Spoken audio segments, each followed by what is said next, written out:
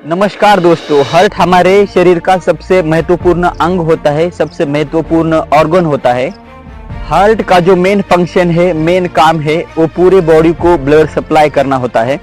Blood supply के साथ body को ऑक्सीजन मिलती है। ऑक्सीजन से पूरी बॉडी एक्टिव रहती है, जीवित रहती है। हार्ट जो है वो पूरा मसल से बना होता है, यानी मांसपेशियों से बना होता है। अडल्ट का हार्ट 60 से 80 बीपीएम होता है। बीपीएम मतलब बीट पर मिनट, यानी एक मिनट में 7 से 80 बार तक हमारा हार्ट धड़कता है। दिन में करीब 7200 बार हमारा हार्ट पंप करता है और एक दिन में करीब 1 लाख बार हार्ट बीट होती है।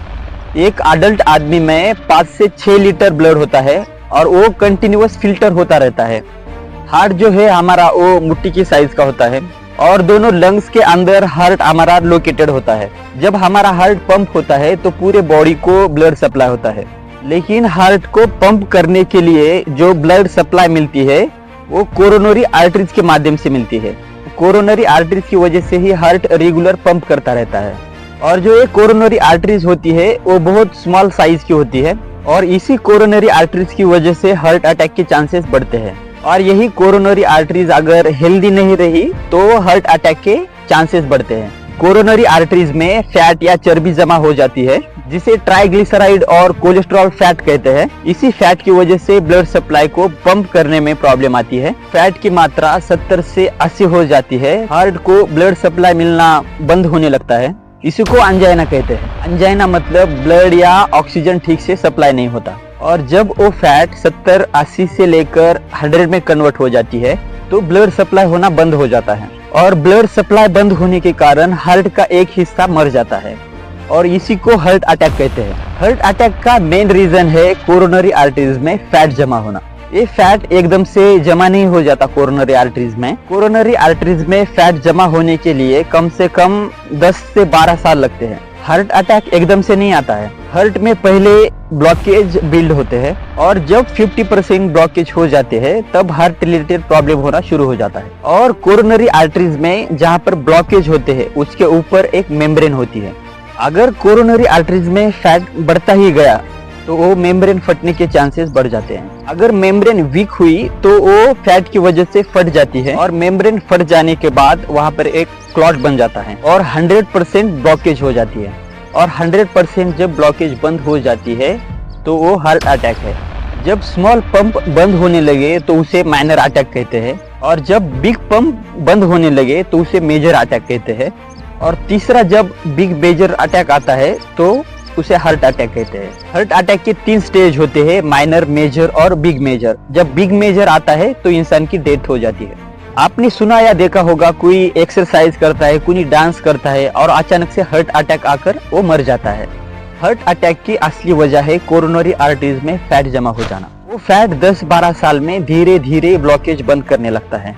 और जो ये हार्ट की बीमारी है, हार्ट अटैक की बीमारी है, वो एक कारण से नहीं आती, कुल मिला के उसे 14 कारण होते हैं। 14 कारण जैसे cholesterol, triglyceride, smoking, alcohol, tobacco, unhealthy diet, overweight, lack of physical activity, over thinking, stress और emotional shock, family history, mobile and mental distraction, poor sleep, ज्यादा बैठे रहना, ज्यादा नमक खाना, ज्यादा शुगर खाना या ज्यादा पेन किलर मेडिसिन लेना। मैंने यहाँ पर जितने बताए वो मेजर रीजन है। इनमें से अगर 4-5 भी इकट्ठा हो गए तो धीरे धीरे हार्ट अटैक की बीमारी को कलेक्ट करते हैं। लेकिन इनमें से जो मेजर रीजन है वो है ट्राइग्लिसराइड और कोलेस्ट्रॉल। ट्राइग्लिसराइड और कोलेस्ट्रॉल इसीलिए क्योंकि ये हम रोज कंज्यूम करते हैं। ट्राइग्लिसराइड और कोलेस्ट्रॉल की वजह से हमारे ब्लड में फैट होना चालू हो जाता है। जो भी ज्यादा नॉनवेज खाते हैं या ऑयल खाते हैं अपने रेगुलर खाने में, उनमें ट्राइग्लिसराइड और कोलेस्ट्रॉल धीरे धीरे बढ़ने लगता है। आप मीडियम रेंज में नॉनवेज या ऑयल यूज कर सकते हैं। साथ में आपको एक हेल्दी लाइफस्टाइल और एक्सरसाइज पे भी ध्यान देना है। एक अच्छा हार्ट, एक हेल्दी हार्ट के लिए कुछ महत्वपूर्ण पॉइंट्स हैं। आपको दिन में 35 मिनट की वॉकिंग जरूर करनी है। अगर वो वॉकिंग आप सुबह करते हैं तो बहुत अच्छा है। और आपकी वॉकिंग की स्पीड नॉर्मल स्पीड से थोड़ी ज्यादा होनी चाहिए। 80-20 के रूल अनुसार महीने में आप 80% हेल्दी खाना खा सकते हैं और 20% फास्ट फूड या ऑयल या नॉनवेज खा सकते हैं। सुबह आप चाहे तो 1 गिलास वार्म वाटर, हल्का सा गर्म पानी 1 गिलास पी सकते हैं। आपको कम से कम 6 या 8 घंटे की नींद लेनी ही है। अगर आप रेगुलर कम नींद लेते हैं, कम सोते हैं, तो इसके कारण ब्लड प्रेशर और स्ट्रेस हार्मोन बढ़ने लगते हैं। आपको रेगुलर 8 घंटे की नींद लेनी ही है। हर मील के बाद यानी खाना खाने के बाद आपको 5 से 10 मिनट चलना है। अगर आप सुबह खाना खाते हैं तो 5-10 मिनट आपको चलना है। अगर आप दोपहर को खाना खाते हैं तो 5-10 मिनट चलना है। अगर आप शाम को खाते हैं तो आपको 5-10 मिनट चलना है। हर मील के बाद यानी खाना खाने के बाद आपको 5-10 मिनट चलना है। अगर आप 35 या 40 के हैं तो आप हर 6 महीने चेकअप कर सकते हैं। चेकअप में बीपी, शुगर और लिपिड प्रोफाइल चेक कर सकते हैं। अगर हार्ट रिलेटेड आपको कोई भी प्रॉब्लम हो रही है तो आप ब्लॉकेज भी चेक कर सकते हैं। इतनी टेक्नोलॉजी आगे गई है। आप सीटी कोरोनरी स्कैन कर सकते हैं। कितने % ब्लॉकेज आपके बने हैं वो भी पता लग जाता है। लेकिन सीटी कोरोनरी स्कैन करने के लिए आपकी किडनी हेल्दी होनी चाहिए।